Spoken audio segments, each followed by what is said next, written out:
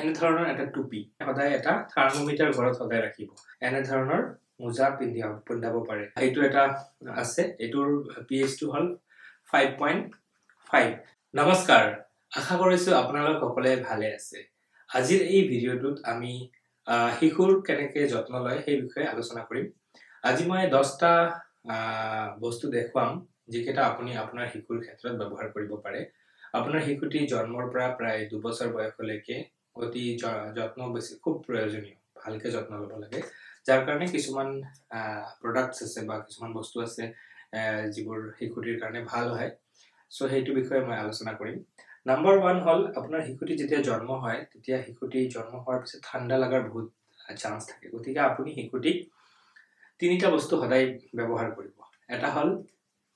এনে ধৰণৰ এটা টুপি শিশুটিক সদায় টুপি পিন্ধাব বিশেষকৈ এতিয়া ঠাণ্ডাৰ দিন চলি আছে গতিকে শিশুটিৰ যাতে কাণ আৰু মূৰৰ এইখিনি পাৰ্ট মানে ঢাকা থাকে সেই বিষয়ে আপোনালোকে লক্ষ্য ৰাখিব দ্বিতীয়তে হাত মোজা শিশুটিক এনে ধৰণৰ সৰু হাত মোজা পিন্ধাব সদায় কাৰণ শিশুৰ হাত আৰু ভৰি এই দুটা এক্সপোজ হৈ থাকে বাহিৰত গতিকে ঠাণ্ডা হোৱাৰ চান্স বেছি ঠিক তেনেদৰে ভৰিত আপোনালোকে আপোনাৰ শিশুটিক এনে ধৰণৰ মোজা পিন্ধাব পাৰে লক্ষ্য ৰাখিব এইবোৰ যদি কটনৰ হয় বেছি ভাল হয় গতিকে সদায় নৱজাতক শিশু জন্মৰ পিছত আৰু আপ টু 1 ইয়াৰ 2 ইয়াৰ বা ঠাণ্ডাৰ দিনত সদায় এই তিনিটা বস্তু সদায় ব্যৱহাৰ কৰিব বিশেষকৈ যদি আপোনাৰ শিশুটি মানে জন্মত মানে সময়তকৈ আগতে যদি জন্ম হয় অৰ্থাৎ 37 উইকছৰ আগত জন্ম হয় বা প্ৰিটাৰ্ম হয় বা লো বাৰ্থ ওয়েট হয় জন্ম যদি যিমান ওজন হ'ব লাগে তাতকৈ কম হয় তেনে ক্ষেত্ৰতো আপুনি এইকেইটা সদায় ইউজ কৰিব তাৰ পিছত শিশুটিক সদায় ঢাকি ৰাখিব লাগিব আৰু ঢাকি ৰাখিবৰ কাৰণে আপোনালোকে সদায় এনে ধৰণৰ যেটি স্কয়াৰ শেপ যেটি থাকে এনে ধৰণৰ আপোনালোকে কাপড় ব্যৱহাৰ কৰিব পাৰে কটনৰ কাপড় হলে ভাল হয় আপোনালোকে যদি বজাৰৰ পৰা নিকিনে তেনেহলে ঘৰৰ আপোনাৰ মানে শাড়ীও আপোনালোকে ব্যৱহাৰ কৰিব পাৰে কটনৰ শাড়ী ব্যৱহাৰ কৰিব পাৰে 3 নম্বৰ হল যেতিয়া আপোনালোকে শিশুটিক গাখীৰ খুৱায় তেতিয়া গাখীৰ খাওঁতে যাতে আপোনাৰ শিশুটিৰ কাপড়টো বেয়া হৈ নাযায় সেই কাৰণে আপোনালোকে এইটো এনেকে লগোৱাই ল'ব পাৰে আৰু ইয়াতে বিভিন্ন ধৰণৰ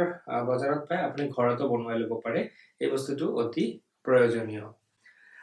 তাৰ পিছত আহো আমাৰ নেইল কাটাৰ এতিয়া শিশুৰ নখবিলাক অতি সোনকালে ডাঙৰ হৈ যায় গতিকে আপোনালোকে শিশুৰ আঙুলিটো বহুত সৰু সেইকাৰণে নেইল কাটাৰ আপোনালোকে যেতিয়া মানে কিনে আপোনালোকে লক্ষ্য ৰাখিব কিছুমান নেইল কাটাৰত এনে ধৰণৰ এটা ম্যাগনিফাইং গ্লাস থাকে গতিকে যদি ম্যাগনিফাইং গ্লাস থাকে আপুনি ম্যাগনিফাইং গ্লাসেৰে যেতিয়া কাটে আপুনি দেখা পায় শিশুৰ মানে সৰু নখটো গতিকে এনে ধৰণৰ যদি আপোনালোকে নেইল কাটাৰ ব্যৱহাৰ কৰে তেনেহলে এটো বেছি ভাল জাস্ট মই ক'ব বিচাৰিছো যে এই ভিডিঅ'টো স্পন্সৰ নহয় এনেকুৱা ধৰণৰ বিভিন্ন প্ৰডাক্ট মাৰ্কেটত अवेलेबल আছে গতিকে আপোনালোকে চাব পাৰে যিকোনো ব্ৰ্যান্ডৰে আপোনালোকে ল'ব পাৰে আৰু শিশুৰ নখ কাটোতে এটো ব্যৱহাৰ কৰিব পাৰে এই ফণিটো চাওক ফণিৰ যেটো মানে এই পাৰ্টটো থাকে তাতে ৰাউন্ড থাকে তেতিয়া কি হয় যেতিয়া শিশুটিক চলিটো আপোনালোকে আসৰি দিয়ে তেতিয়া হলে কি হয় এটো ৰাউন্ড থাকাৰ কাৰণে স্কেলপত ইনজুৰি নহয় বা মূৰত দুখ নাপায় গতিকে এনে ধৰণৰ ব্যৱহাৰ কৰিব আৰু শিশুৰ ক্ষেত্ৰত ক্ৰেডল ক্যাপ অৰ্থাৎ ইয়াতে খুব উফিৰ দৰে বেমাৰ এটা হোৱাৰ বহুত চান্স থাকে সেই কাৰণে শিশুটিৰ মূৰটো সদায় এনে ধৰণৰ সফট ব্ৰাশেৰে আপোনালোকে মাজে মাজে সাফা কৰি দিব লাগে যাতে এই মানে উফিটো বাঢ়ি না যায় বা কোনো ধৰণৰ ইনফেকশন নহয় সো এটো মূৰৰ কাৰণে আপুনি এটো ব্যৱহাৰ কৰিব পাৰে তাৰ উপৰি শিশুৰ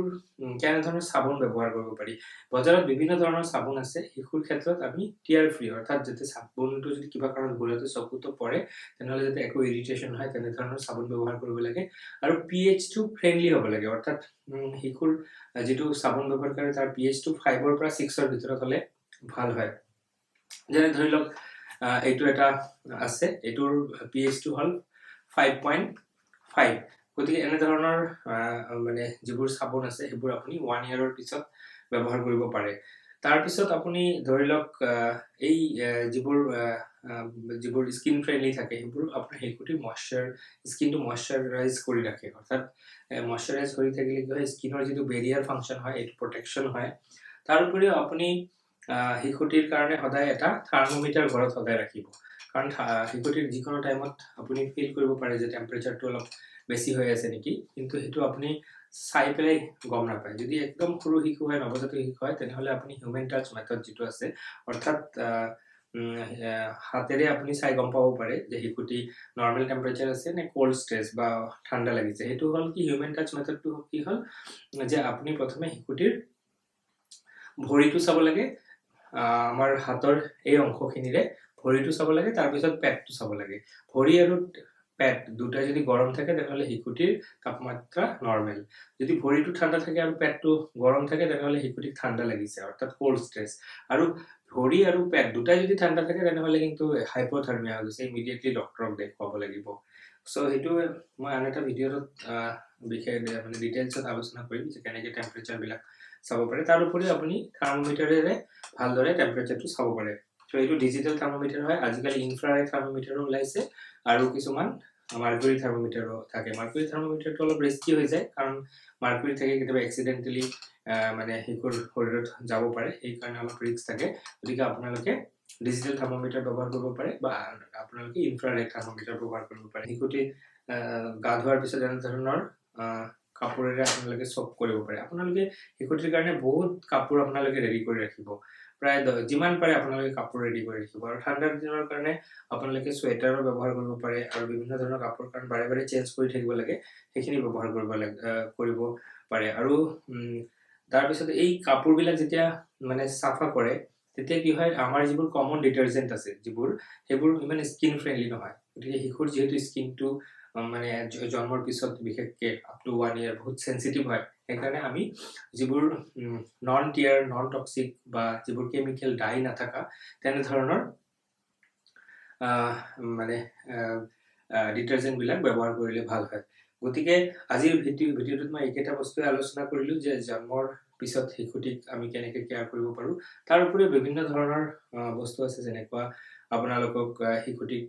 ধৰি লওক যে গা ধোৱাৰ কাৰণে আপোনালোকে বাথ টাব এটা ইউজ কৰিব পাৰে, নাইবা আপোনালোকে যেতিয়া প্ৰেগনেঞ্চি প্ৰিপাৰেশ্যন কৰি আছে বা আপোনালোকে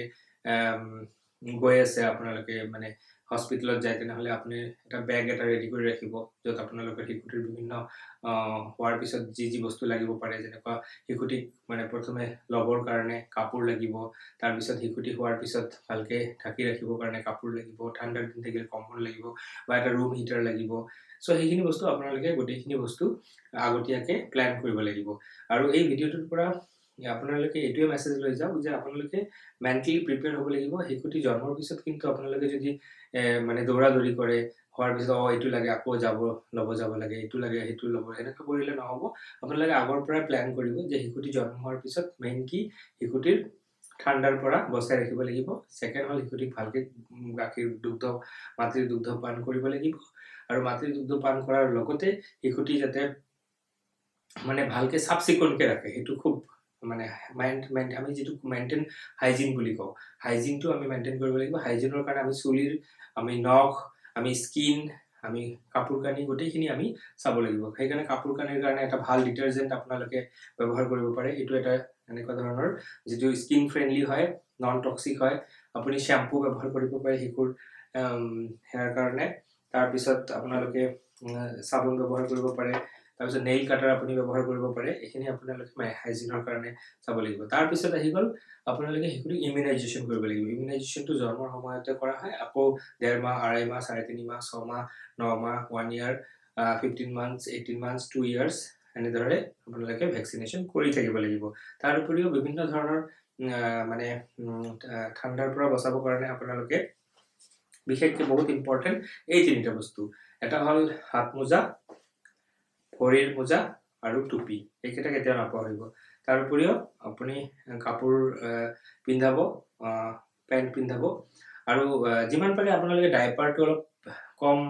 পিন্ধাবলৈ ট্ৰাই কৰিব, কাৰণ বেছিকৈ ডাইপাৰ পিন্ধালে কি হয়